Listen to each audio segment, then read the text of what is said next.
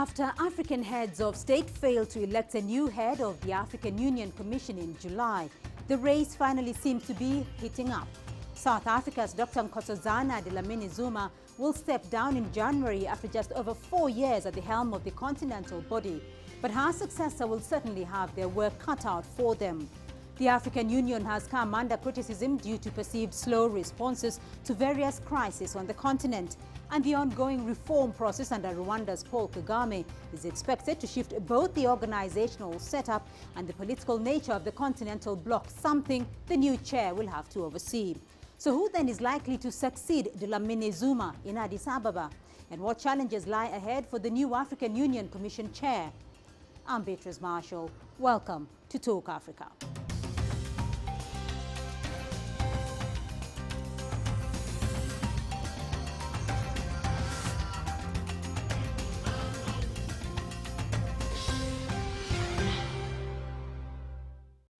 Now, by February next year, the African Union Commission will have a new chairperson as Nkosazana Dlamini-Zuma's 4-year term comes to an end. Elections for her successor had to be postponed at the African Union Summit in July in Kigali, as none of the candidates managed the 2/3 majority required to win. But the second round of voting seems to be tighter than the first, with 5 candidates vying for the top position, as CCTV's Tuli Shabalala reports. 5 people are in the running for the top AU job. They hail from Senegal, Botswana, Equatorial Guinea, Kenya and Chad. Experts have noted the professionalism of the 5 candidates, all of whom have held senior positions in their country's governments. First up is Abdoulaye Betili from Senegal. He's an MP and until recently served as the country's environment minister. In 2014, he was appointed Special Representative for the UN Secretary-General for Central Africa. Betili is adamant that Africa cannot continue to depend on foreign aid. He is running against Pelenomi Vincent Motoy from Botswana. She's currently the Southern African nation's Minister of Foreign Affairs and International Cooperation. A vocal feminist, Vincent Motoy has praised the African Union's commitment to empowering women and has pledged to continue those efforts. The next contender is Equatorial Guinea's Agapito Moki. He's the country's foreign minister, a position he's held since 2012. Throughout his career, Moki has championed Pan-Africanism and the notion of an independent and prosperous Africa. The 4th candidate is Kenya's Foreign Affairs Cabinet Secretary, Amina Mohamed. She's been in public service for 29 years and has held positions in multiple global agencies. If she wins, Mohamed says she plans to focus on curbing poverty in rural areas on the continent and finding sustainable ways of financing Agenda 2063. Finally, there's Chad's Foreign Minister, Moussa Faki Mahamat. A qualified lawyer, he's held the post for 8 years. Faki served as Chad's Prime Minister in the early 2000s. He's prioritized development on the continent and eradicating terror groups such as Boko Haram. The chairperson for the African Union Commission plays an important role in the organization. He or she is responsible for implementing AU decisions and shaping continental policies on trade and security. This means that come January, whoever is chosen will be responsible for mobilizing common African positions on international issues and representing Africa on the global stage. Tuli Shabalala, CCTV. Now, East African nations have thrown their weight behind Kenya's Amina Mohamed to replace Nkosazana Dlamini-Zuma. As well as being the first woman to lead Kenya's Ministry of Foreign Affairs and International Trade, Amina Mohamed has been Kenya's permanent representative to the United Nations in Geneva and served as the Assistant Secretary General of the United Nations Environment Program in Nairobi. Well, I sat down with her in an exclusive interview this week to find out about her potential game plan should she be elected as the next African Union Commission chair. Madam CS, thank you very much for your time. Now, you're a candidate in the running for the African Union Commission chairperson. First, why do you want to run for that position? First of all, clearly, we already have a roadmap. right? And that is contained in the vision, in the Agenda 2063 of the African Union. It's something that was very well prepared.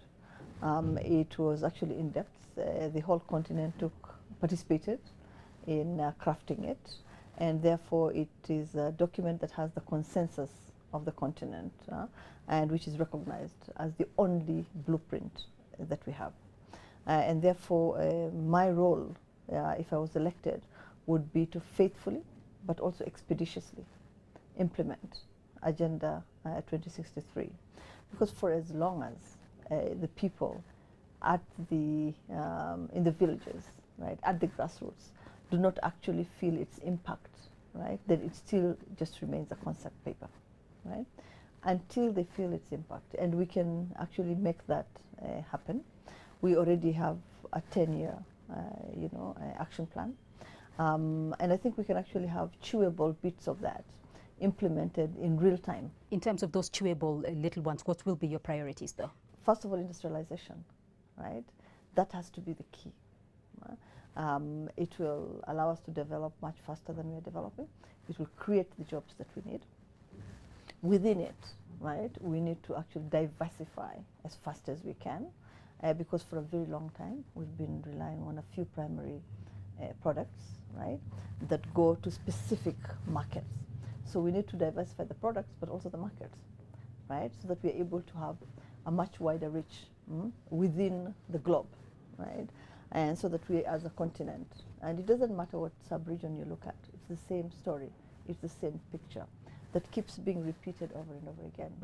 And the danger today is that even with the basic process of industrialization that we have begun, right, we seem to be duplicating what each other is doing.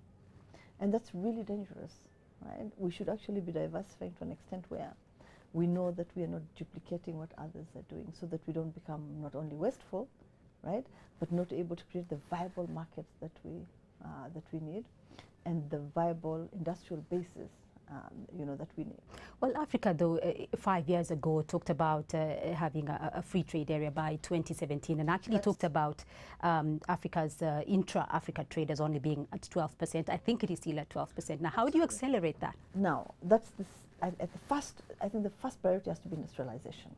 The second one, right, has to be trade and investment coming in together, because we also know for sure that trade is one area that can actually move massive numbers of people out of poverty, right, and out of abject poverty almost at the same time. It's happened before. It's happened in Asia, and a very good example is China, right, which basically traded, its way out of abject poverty and moved almost, the figures are still arguable, but it's between 350 and 600 million people out of poverty through exports, right, and exporting their products.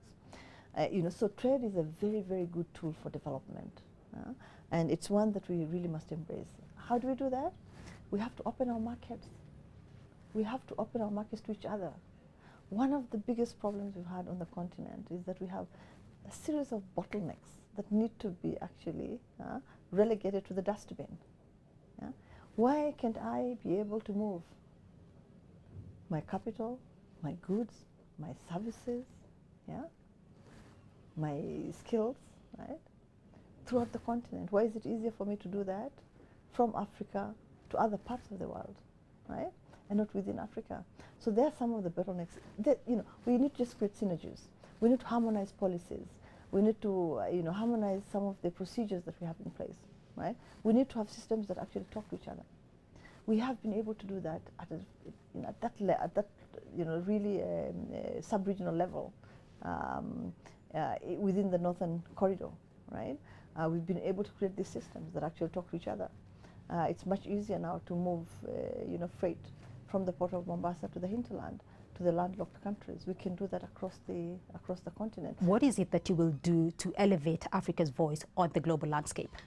Look, I think, well, first of all, I think that there is a need for Africa to be heard much more. There's a need for Africa to be heard much more clearly, right? And but most importantly, I think there's a need for everybody else to actually understand where Africa is at today. Excuse me, it's not where it was before. It's at a different space completely. So that's one thing. But the voice of Africa, you can't even say that hasn't been heard before. It has been heard before. It's that it hasn't received attention, right? You can hear something, right, and not pay attention to it. And that's what's been happening, because actually we've had some really great advocates at the African Union Commission that have been talking for the continent, right? And so what we need to do is make others listen, right? And say, look, we're actually serious about what we're saying, right? And don't think that we're just saying it and we will not follow it up, that we're actually going to follow up, right? And that somebody will be held accountable if we're ignored. Right. Looking down, though, 4 years down the line, if you do become chair of the AUC, what kind of an African Union Commission would you like to leave behind, or would you like to see? One that would have implemented as much as possible the 10-year, plan of action that we have. One that will have much better capacity. One that would be very agile and very responsive. And of course, it's been responsive, but much faster responses, because some of the issues that we have faced, issues that have, just out of the blues arisen, right? So we should be able to respond to those very, very fast. We should also be able to sustain that attention, right? So if there's a crisis that breaks out in one country, we should not just attend to it, ad hocly. We also need to have an approach that actually brings together the Agenda 2063 and the SDGs, right? The 2030 Agenda. Right? We must bring that together, so that we have to look for an approach that is much more harmonized. We're going to take a short break now, but when we return, my expert guest will offer further analysis into the race for the African Union Commission chair. To stay with us.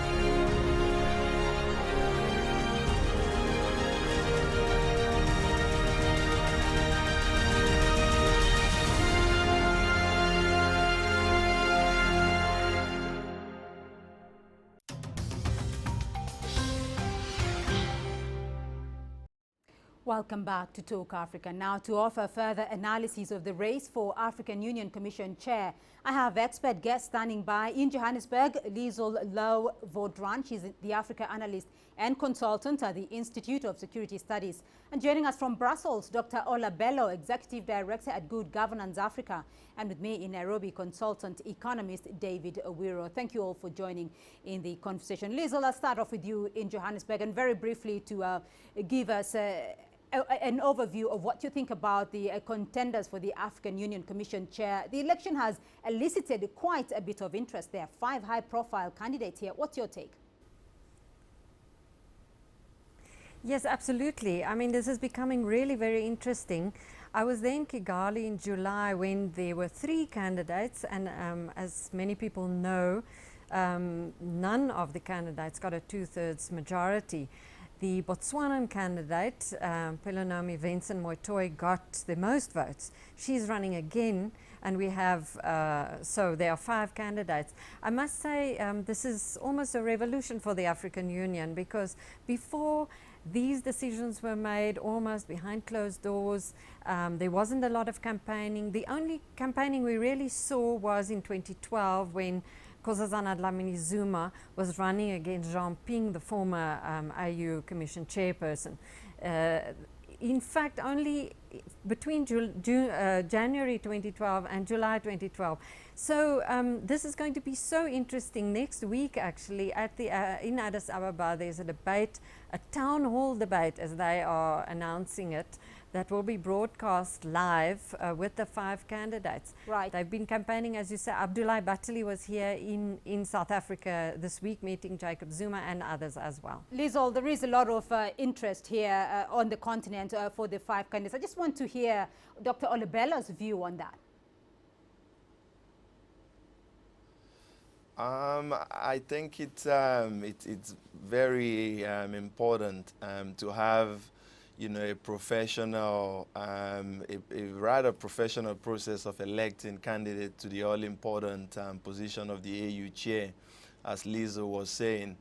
But, you know, make no mistake about it, regardless of who's chosen to occupy this position, I think the real difficulty they're going to have to grapple with some of the, you know, institutional constraints that have historically limited the ability of the incumbent of that position to pursue agendas that are broadly transformational for the continent. And I think beyond this election season, until when we broach those important reform issues that now need to happen, I think whoever succeeds Madame Dlamini-Zuma will find themselves, you know, grappling with some of the well-known battles she's contended with over the last few years that she's been in the helm. I think on a financial level, the AU needs to reform itself. David, I want to hear your view here. Yeah. Certainly, there's a big agenda for whoever is next, the next chair of the Commission. One, during the, you know, the most recent years, we've had, you know, the commitment to establish a continental free trade agreement. So certainly that is an important agenda. We've also had, you know, the Agenda 2063 and the conclusion of the SDG process. And so there's a lot of expectation.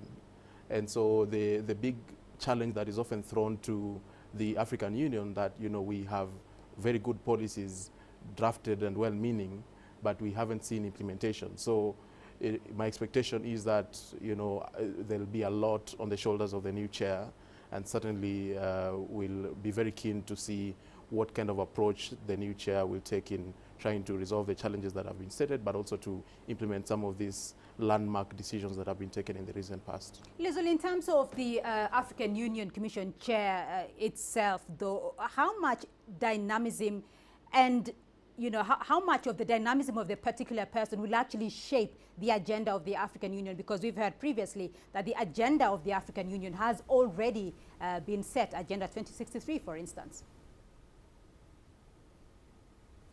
Yes, absolutely. It's an extremely difficult task, as was said before.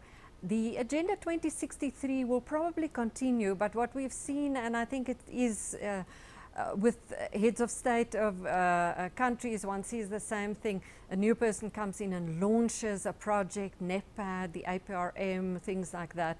Agenda 2063, I think, will survive Dlamini-Zuma, but there are huge challenges, and we can see in the campaign documents of the various candidates, one issue that is recurrent is the independence of the African Union Commission, because it relies so heavily on funding from the EU and others that in order for the AU to really have a voice and have credibility, it must become self-funded slowly. But for that to happen, African Union member states must think that the AU is worthwhile investing in.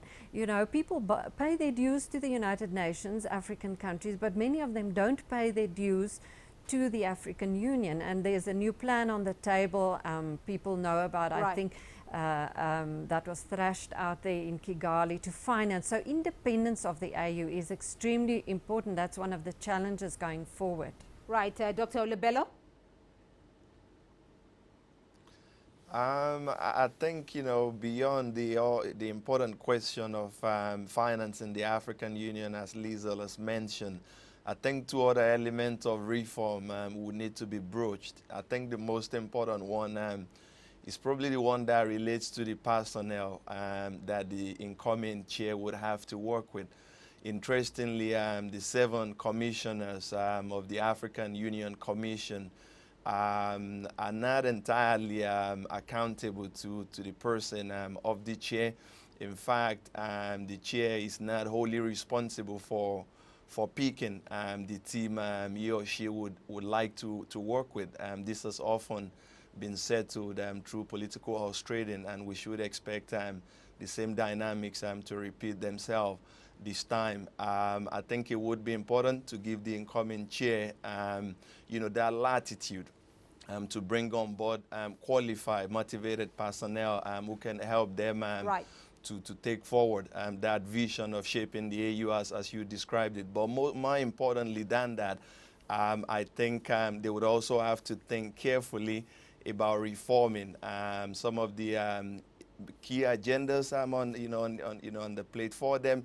Security, better economic governance on the continent, and a host of other issues. I think we really now need to come up to the fore. David, how much power does an African Union Commission chair actually wield, or is it really much of a figurehead? Yeah, I think though in the institutionalization, of course, you want to provide a balance of powers. But you know, what the past experience has shown us is that this position indeed has a lot of influence. And so when you talk about institutionalizing some of the major establishments that have been provided, then the focus and the interest and the prioritization that the chair is able to bring on board is quite important. For instance, we know that you know, landmark decision making was made with regards to establishing a court of African justice and human rights. And so, you know, there's been debate as to whether African nations should even recommend, you know, whatever legal or justice challenges onto the ICC and the space that this new established court will take. And so if you have, you know, the AU Commission chair who has interest in this, then they can indeed, you know, ensure that that court is strong enough in order to sort of provide some intermediary or even supersede the ICC as it exists today. Liesl, if you were to hedge your bets, though, of the 5 candidates, who do you think are the top 3 running for that position? It is extremely difficult because there's so many issues at play in this election, and what people are saying in Addis Ababa isn't necessarily what the heads of state in a secret vote will vote ultimately, because, for example, we have regions. SADC endorsed the Minister Vincent Moitoi from Botswana. Amina Mohamed from Kenya is said to have received the support from COMESA, and COMESA overlaps with SADC. And then ECOWAS also officially supported Abdoulaye Bouteflika from Senegal.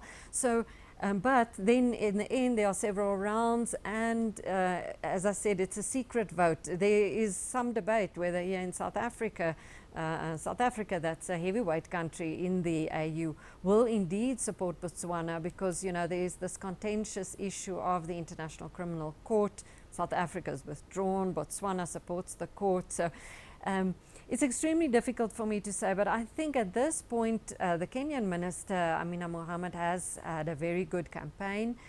President Uhuru Kenyatta is going around the continent campaigning for her. Abdoulaye Bouteflika is a former UN special representative for Central Africa. He was a minister in Senegal. He's making a big, I think at this moment, maybe those are the 2 strongest candidates. But Moussa Faki is he's the foreign minister of Chad, the other candidate. He's got a very strong president, Idriss Déby, he is the African Union chairperson at the moment and a strong figure on the continent. So it's not really just about the CV and the credentials of the candidate, which really, as Dr. Olabelu said, you know, you need a manager actually, Right. somebody who's going to bring efficiency and reform. So there are so many issues at play in these elections that one is hoping the best candidate will emerge, and not that it would be sort of a compromise deal, because since the elections were postponed already for 6 months, you know. Dr. Olabelu, if Yes. you were to hedge your bets, though, what do you think of the 5 candidates?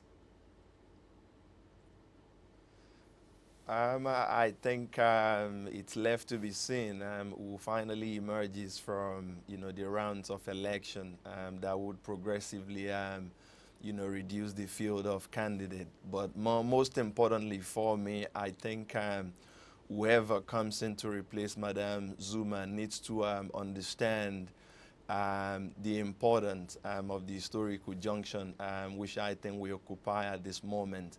You know, let's not run away from it. Our continent is one that faces a raft of challenges, probably in the way we've not previously seen. Concerns around terrorism and all of that, they've been there for quite a while. But we're also on a continent that's increasingly challenged by economic issues amidst the, you know, the depressed global commodity prices that have taken hold since 2014. This is Right. already a huge agenda for whoever is coming in to try and lead in. But most importantly, I think the AU has an opportunity to exercise sort of thought leadership for all of Africa in terms of how we do things together in a way Right. that's coherent, in the way that the European Union, I think, has been able to manage for the European continent, despite all of the well-known shortcomings of that integration project in our northern neighbors. David, I want to hear your view here, because in the last election, none of the 3 candidates met the threshold. What's your take on the current candidates, though? Well, it's been interesting, as has already been stated. I think the issue is that if you look at this, you know, this year's process, it's certainly a bit more transparent in the sense that you're seeing candidates coming out and campaigning.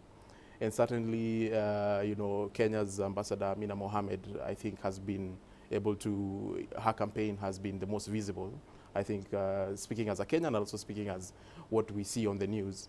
And so, you know, but to circle back in terms of the, some of the biggest challenge that, you know, whoever is coming in will have to handle, you know, this issue of perception of the AU being seen as a, you know, exclusive club of heads of state who, you know, have immunity and basically do things as they wish and not really in the interest of the countries that they do represent. And so, you know, as someone who's also being elected by those very same people, then it makes the work even more difficult in terms of achieving a transition, so that you have a, you know, a perception out, you improve your perception for people to view the AU as actually being or championing the interests of Africans. Right, and we leave it there for the moment. And that's all we have time for this week on Talk Africa. But thank you to my guests for their insights. In Johannesburg, Liesl Low-Vodran, she's the Africa analyst and consultant at the Institute of Security Studies. In Brussels, Dr. Olabelu, executive director at Good Governance Africa. And with me in Nairobi, consultant economist David Owiro. Remember, you can join the conversation online through Facebook, Twitter, and YouTube. And do join us again next week for more Talk Africa. Goodbye.